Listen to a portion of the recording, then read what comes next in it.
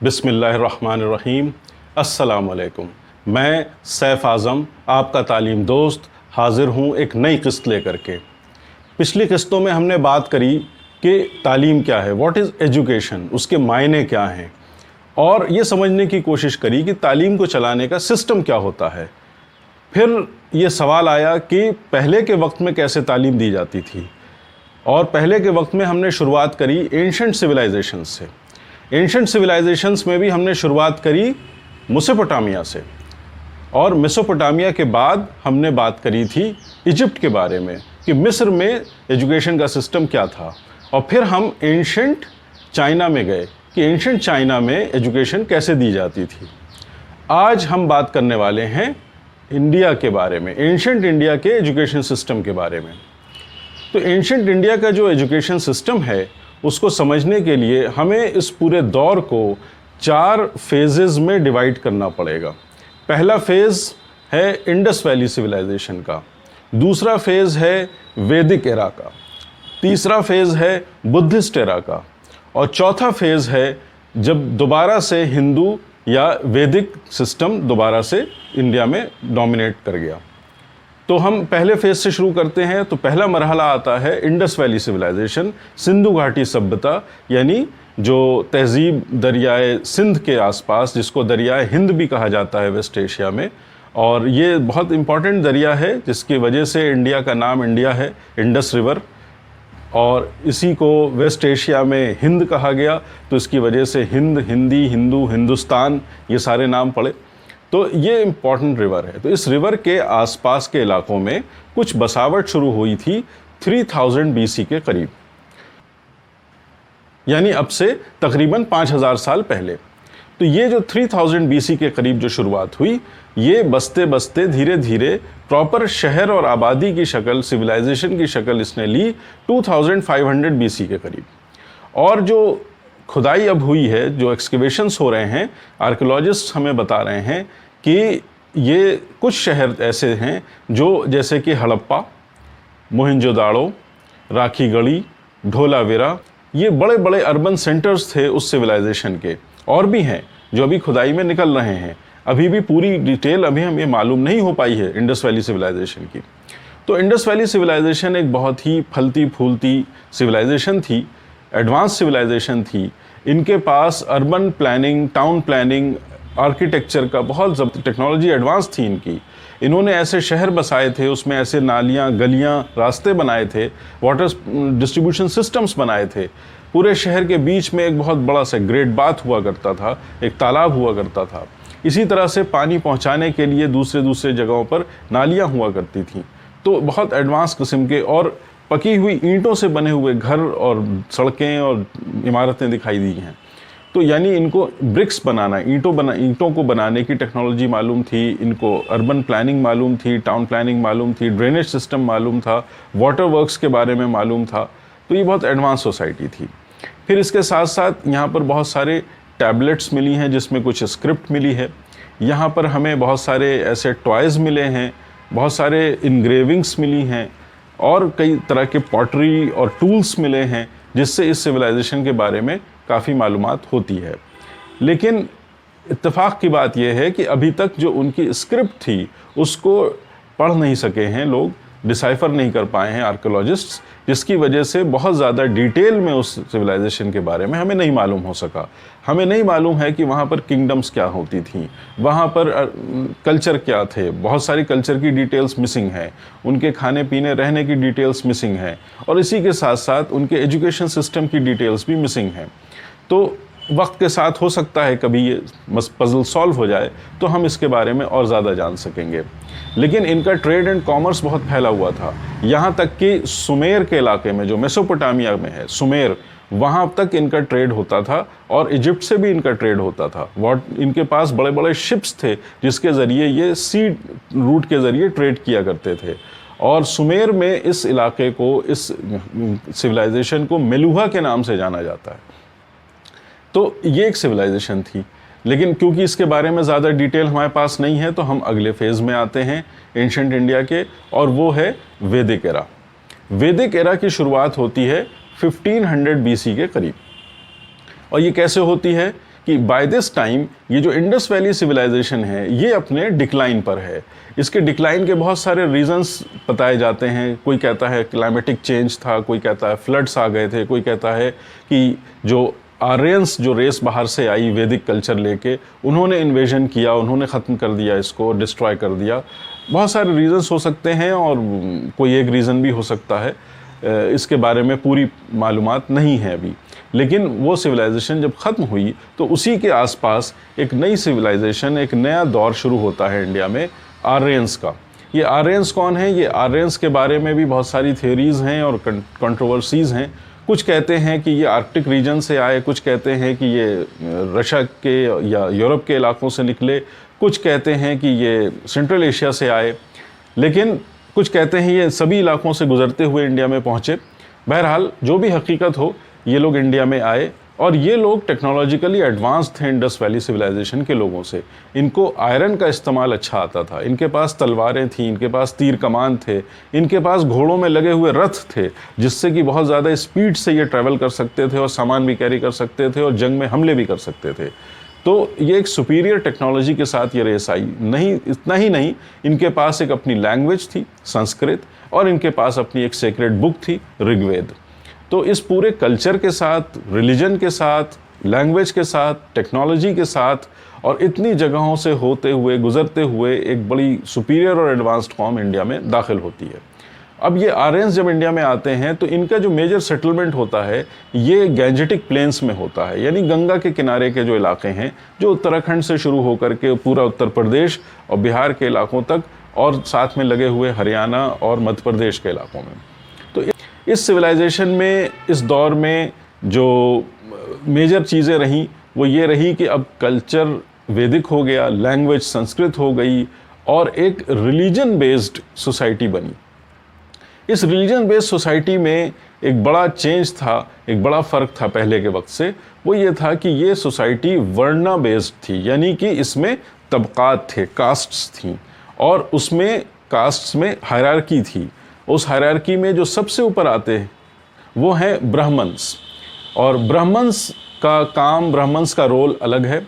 उनका काम है वेद पढ़ना, सेक्रेड बुक को पढ़ना, संस्कृत जो उसकी लैंग्वेज है उसको पढ़ना, और फिर जो रिलीजियस ड्यूटीज़ हैं, जो वर्शिप है, रिचुअल्स हैं, सैक्रिफाइसेस हैं, यज्ञ हैं, इस तरह की चीज़ों को करना, ये इनकी मेजर ड्यूटीज़ हैं, रोल है। साथ ही साथ इनका एक रोल ये है कि इनको इन चीज़ों को दूसरों को सिखाना भी है, यानी ये उसके टीचर भी हैं, गुरु भी हैं। तो इन्होंने दूसरों को संस्कृत सिखाई, वेद सिखाए, रिचुअल सिखाई, पूजा पाठ सिखाई, वर्शिप के तरीके सिखाए, सैक्रिफाइस करना सिखाया। तो ये इनका काम। तीसरा इनका रोल और रहा, वो ये रहा कि इस वैदिक एरा में इंडिया में एक मेडिसिन का एक सिस्टम जन्म लेता है और पनपता है, और उसका नाम है आयुर्वेद। तो आयुर्वेद को सीखना और उसको प्रैक्टिस करना ये भी ब्राह्मण्स के हिस्से में ही आया। तो मेडिसिन का डिपार्टमेंट, एजुकेशन का डिपार्टमेंट और क्लर्जी यानी रिलीजियस ड्यूटीज़ करने का डिपार्टमेंट, ये सब ब्राह्मण्स के रोल हो गए। उसके बाद उसके नीचे का जो तबका है, लेवल है, वो कहलाया क्षत्रिय। और ये क्षत्रिय कौन है? ये क्षत्रिय वो हैं जो सोल्जर्स हैं, जो फाइटर्स हैं, जो गार्ड्स हैं, जो गवर्नेंस को और एडमिनिस्ट्रेशन को इंश्योर करते हैं, लॉ एंड ऑर्डर को इंश्योर करते हैं। और इन्हीं में जो मजबूत हुए वो फिर किंग्स बन गए। तो किंग्स से लेके, रूलर से लेकर के और गार्ड्स तक, सेंटिनल तक, ये लोग क्षत्रिय कहलाए। और इनके काम क्या थे? इनके काम यही थे कि इनके पास मार्शल स्किल्स की ज़रूरत थी, इनको गवर्नेंस आनी चाहिए, इनको रूल करना आना चाहिए, ये सब इनको आना चाहिए। फिर तीसरा तबका आता है इसके नीचे, और जो कहलाते हैं वैश्य। वैश्य कौन है? जो ट्रेड एंड कॉमर्स में डील करते हैं, मनी में डील करते हैं। इनका काम है बिजनेस करना, इनका काम है उसके रिकॉर्ड्स को रखना। तो ये सब काम वैश्य के हुए। और उसके बाद एक कम्युनिटी आती है जिसको शूद्र कहा जाता है, और ये सबसे लोवेस्ट कम्युनिटी मानी गई। और इस लोवेस्ट कम्युनिटी के हिस्से में लेबर का काम आया आमतौर से, और वो काम आए जो कि समाज में थोड़े छोटे और गंदे काम माने जाते हैं, जैसे कि मरे हुए जानवर की स्कैवेंजिंग करना, मरे हुए जानवर की खाल से चमड़ा बना के फुटवेयर बनाना, और गंदे जानवरों को पालना, इवन गाय बैल भैंस को भी पालना वगैरह वगैरह, बहुत सारे इस तरह के लेबर और क्राफ्ट वाले काम ये हिस्से में आए शूद्र के। और ये शूद्र जो थे इनके साथ बहुत ज़्यादा डिप्रिवेशन का मामला रहा, टॉर्चर का मामला रहा, नाइंसाफ़ी का मामला रहा, इनके राइट्स नहीं होते थे। तो ये एक ऐसा समाज यहाँ पर डेवलप हुआ। और क्योंकि ये समाज वर्ण यानी कास्ट पर बेस्ड था, तो जो एजुकेशन सिस्टम यहाँ का डेवलप हुआ उसमें भी कास्ट सिस्टम के बेसिस पे ही एजुकेशन दी जाती थी। जैसे कि ब्राह्मण है तो उसका जो बच्चा है वो 8 साल की उम्र में पढ़ना शुरू करेगा, क्षत्रिय का बच्चा 11 साल की उम्र में पढ़ना शुरू करेगा, और वैश्य का बच्चा 12 साल की उम्र में पढ़ना शुरू करेगा। और शूद्र को पढ़ने का कोई हक नहीं था, उसको अथॉरिटी नहीं थी पढ़ने की। तो इस तरह से एक सिस्टम एजुकेशन का रहा। और ये जो एजुकेशन होती थी ये आमतौर से आश्रम में होती थी, जो शहरों से दूर, आबादी से दूर होते थे। वहाँ पर एक गुरु, आचार्य, टीचर हुआ करते थे जो बच्चों को पढ़ाया करते थे, बच्चों को उनके साथ ही रहना होता था। और यहाँ पर ये बच्चे एलिमेंट्री एजुकेशन हासिल करते थे तकरीबन 10 से 12 साल तक। और उसके बाद कुछ बच्चे जो हायर एजुकेशन के लिए जाते थे, जो आमतौर से ब्राह्मण होते थे, तो उनको कुलपति के पास जाना होता था, यानी कि प्रोफेसर कह लीजिए आप आज के ज़माने में, हायर लर्निंग के लिए। और वहाँ पर उनको उपनिषद सिखाई जाती थी, वहाँ पर उनको धर्मशास्त्र के ऊपर डिस्कोर्स करना सिखाया जाता था। धर्मशास्त्र यानी religious jurisprudence, religious code of law, उसके बारे में बहस मुबाहिसे होते थे, इंटरैक्टिव डिस्कोर्स होता था। तो इस तरह की एजुकेशन होती थी। अब इससे एक चीज़ और थी कि एजुकेशन जो होती थी वो सब की सब शहर से दूर आश्रम में होती थी, टीचर के साथ होती थी, यानी कि बच्चों को उसी के पास रहना होता था, घर पे नहीं रह सकते थे बच्चे। और टीचर उनका खाने का और रहने का इंतज़ाम करते थे, अपने साथ रखते थे, और उनसे घर के काम भी करवाते थे अपने साथ, लेकिन उनका वो खर्चा भी बियर करते थे और उनसे कोई फीस नहीं ली जाती थी। Education was free. तो ये एक बहुत अलग सिस्टम था। इसके साथ साथ एक चीज़ और थी कि जब तक स्टूडेंट लाइफ चल रही है तब तक स्टूडेंट शादी नहीं कर सकता, फैमिली लाइफ नहीं जी सकता। तो उसको सेलिबेसी यानी कि ब्रह्मचार्य का पालन करना होता था, उसको शादी नहीं करनी होती थी। तो ये कुछ रिमार्केबल फीचर्स हैं इस एरा के एजुकेशन सिस्टम के। अब ये जो दौर चला है वैदिक एरा, ये 1500 BC से चलते चलते जब 5th सेंचुरी BC तक पहुंचा, तकरीबन 1000 साल गुजर गए। तो जैसा कि हर सोसाइटी के साथ होता है कि वक्त के साथ साथ बहुत सारी खराबियां पैदा होती चली गई और मोरल डिग्रेडेशन बहुत ज़्यादा हुआ और क्लास क्लैशेस बहुत ज़्यादा थे। जो शूद्र थे उनके साथ बहुत ज़्यादा जुल्म और इनजस्टिस हो रहा था। तो इन चीज़ों को देखते हुए कुछ मूवमेंट शुरू हुए इंडिया में, ख़ास तौर से बिहार के इलाके में। और उसमें जो मेजर मूवमेंट है उसमें से एक है जो महावीर ने शुरू किया, जो कि आगे चल करके एक नया रिलीजन बन गया जिसको जैनिज़्म कहा जाता है। और इन्होंने मोरल कोड ऑफ लॉ दिए, मोरल कोड ऑफ कंडक्ट, जिसके ज़रिए से कि एक इंसान अपनी ज़िंदगी को अच्छा इंसान बन करके गुजार सके। और इन्होंने उससे पहले के जो रिचुअल्स और रिलीजियस बिलीफ चले आ रहे थे उनको नकार दिया, कास्ट सिस्टम को भी नकार दिया। इसी के कुछ 50 ईयर्स के अंदर अंदर एक दूसरे शख्स होते हैं बिहार के इलाके में, उनका नाम है सिद्धार्थ, जिनको बाद में गौतम बुद्ध कहा गया। गौतम बुद्ध के साथ भी ऐसा ही था कि उन्होंने मोरल डिग्रेडेशन के ऊपर आवाज़ उठाई, एक मोरल करेक्टनेस की बात करी। फिर साथ ही साथ उन्होंने भी कास्ट सिस्टम को पूरी तरह से रिजेक्ट किया। कास्ट सिस्टम क्योंकि रिलीजन पर बेस्ड था, वेदास पे बेस्ड था, तो वेदास को रिजेक्ट किया। वेदास क्योंकि संस्कृत में पढ़ाए जाते थे और वो एक एलिटिस्ट लैंग्वेज थी, कॉमन मैन की लैंग्वेज नहीं थी, तो संस्कृत को रिजेक्ट किया। तो यानी कि पूरे रिलीजन को, बुक को, लैंग्वेज को और उससे पनपने वाले सोशल स्ट्रक्चर को, सबको रिजेक्ट किया, मोरल डिग्रेडेशन को रिजेक्ट किया और एक नई सोसाइटी तश्कील करने की कोशिश करी। ये मूवमेंट धीरे धीरे वक्त के साथ जोर पकड़ता चला गया, जो बुद्धिस्ट मूवमेंट कहलाया आगे चल करके। और इसमें जब बहुत ज़्यादा एक ताकत पकड़ी एक वक्त में आके, जब 3rd सेंचुरी BC में अशोक नाम के एक बहुत बड़े राजा ने इस मज़हब को अपना लिया, हिंदू मज़हब छोड़ के वो बुद्धिस्ट हो गए और उन्होंने अपनी ज़िंदगी और अपने औलाद की ज़िंदगी को इसी काम की, इसी मज़हब की तबलीग में, इसको आगे फैलाने में, प्रोपेगेट करने में लगा दिया। और ये रिलीजन बहुत तेज़ी से आगे बढ़ा। ये पूरे हिंदुस्तान में तो फैला ही फैला, साथ ही साथ ये आगे चल करके वेस्ट एशिया और सेंट्रल एशिया तक पहुंचा। ये ईरान, अफ़गानिस्तान और आज का पाकिस्तान में पहुंचा। ये साउथ ईस्ट एशिया में पहुंचा, इंडोनेशिया, मलेशिया, चाइना, कंबोडिया वगैरह के इलाकों में, और साथ ही साथ ये साउथ में श्रीलंका में पहुंचा। तो इसमें अशोक और अशोक की औलादों ने इस पे बहुत मेहनत करी और इस मज़हब को बहुत दूर दूर तक पहुंचाया। ये इस मज़हब के ज़रिए से लैंग्वेज पहुंची, कल्चर पहुंचा, लोग पहुंचे इंडिया के, और इससे इंडिया का जो जोन ऑफ इन्फ्लुएंस था वो एक बहुत बड़े एरिया तक फैल गया। और इसमें जो बात थी, क्योंकि ये कास्ट सिस्टम को रिजेक्ट करके ये रिलीजन आया था, तो यहाँ पर कॉमन मासेस की बात थी। एजुकेशन जो अब तक इलिटिस्ट थी उसको भी कॉमन कर दिया गया, मास एजुकेशन की तरफ तवज्जो दी गई। हर किसी को पढ़ने का हक था, हर किसी को सीखने का और आगे बढ़ने का हक था। और इसके लिए जगह जगह पर बच्चों के रहने के लिए और स्टूडेंट्स के सीखने पढ़ने के लिए विहार बनाए गए, मोनेस्ट्रीज बनाई गई, बहुत सारे बुद्धिस्ट स्ट्रक्चर्स बनाए गए, बिल्डिंग्स बनाई गई, जिसमें कि जो बुद्धिस्ट स्टूडेंट्स होते थे, स्कॉलर्स होते थे, वो रहते थे हॉस्टल की तरह से और पढ़ते थे। इसी के साथ साथ कुछ यूनिवर्सिटीज़ कायम हुई, जैसे कि तक्षशिला की यूनिवर्सिटी, जो पहले से चली आ रही थी, लेकिन अब उसमें क्योंकि बैरियर्स हट गए थे, सबके लिए पढ़ाई हो रही थी, तो तक्षशिला की यूनिवर्सिटी में बहुत बड़े लेवल पर अब पढ़ाई और लिखाई शुरू हो गई। इंडिया के बाहर से भी उसमें टीचर्स आते थे और स्टूडेंट्स आते थे, और बहुत सारे सब्जेक्ट्स पे पढ़ाई शुरू हो गई। इसी तरह से नालंदा बिहार में एक यूनिवर्सिटी कायम हुई, और वो भी बहुत बड़ी इंटरनेशनल यूनिवर्सिटी की शक्ल ले गई जल्दी ही।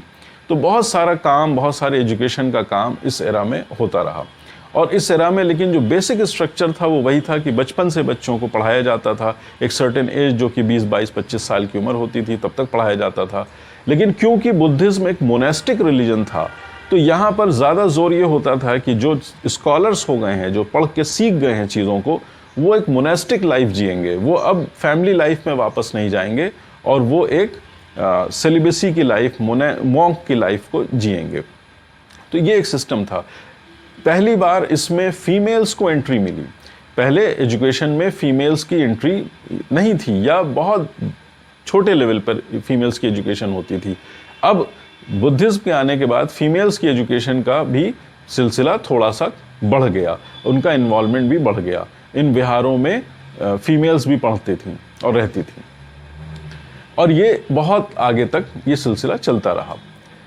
अब तकरीबन 2nd सेंचुरी BC में फिर एक चेंज आया, और वो चेंज ये आया कि जो बहुत सारे लोग बुद्धिस्ट रिलीजन के डोमिनेंस की वजह से हिंदू रिलीजन से बुद्धिज्म में कन्वर्ट हो गए थे, तो उनके अंदर एक अनरेस्ट पनप रहा था।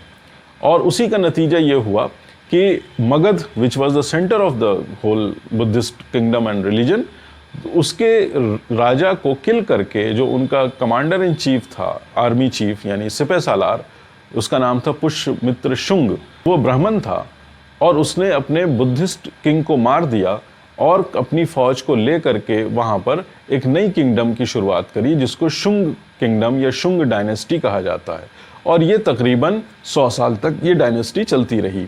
और इस 100 साल में हिस्ट्री के बहुत सारे रिकॉर्ड्स ये बताते हैं कि बुद्धिस्ट रिलीजन को डिस्ट्रॉय करने के लिए बहुत सारा काम हुआ, बहुत सारे मॉन्क्स को मारा गया, बहुत सारे विहार ख़त्म कर दिए गए, बड़े बड़े लाइब्रेरीज़ को और एजुकेशन सेंटर्स को तबाह कर दिया गया, ताकि बुद्धिस्ट रिलीजन को ख़त्म करके ब्राह्मण रिलीजन, वैदिक रिलीजन को दोबारा से इंडिया में जारी कर दिया जाए, राइज कर दिया जाए। तो यहाँ से अब हम देखते हैं कि दोबारा से इंडिया में वैदिक रिलीजन, ब्राह्मण रिलीजन की तरफ इंडिया का टर्न अराउंड होता है। लेकिन छोटा सा एक चेंज यहाँ पर ये आ जाता है कि ये बात महसूस की गई कि क्योंकि ये एक एलिटिस्ट रिलीजन था, ब्राह्मण्स के लिए रिलीजन था, और ज़्यादा से ज़्यादा इसमें क्षत्रिय और वैश्य इसमें इन्वॉल्व हो पाते थे, जिसकी वजह से जो कॉमन मासेस था, जो बड़ी तादाद थी इंडिया की शूद्रास की, वो इससे जुड़ा हुआ नहीं था, जिसकी वजह से ये अनरेस्ट फैला, जिसकी वजह से बुद्धिज्म आया, जिसकी वजह से सबको बुद्धिस्ट बनना पड़ा। तो अब जो तरीका बनाया गया सोसाइटी का, उसमें कुछ चीज़ों की तब्दीली कर दी गई। एक तो जो एनिमल स्लॉटर था उसको कुछ कंट्रोल किया गया, जो पहले वैदिक एरा में बहुत बुरी तरह हो रहा था और इसके खिलाफ आवाज़ उठाई थी जैनिज्म ने भी और बुद्धिज़्म ने भी। तो उस पर अब कुछ कंट्रोल हो गया। कुछ एनिमल्स को सेक्रेड मान लिया गया और उनकी जो सेक्रीफाइस थी वो बंद कर दी गई।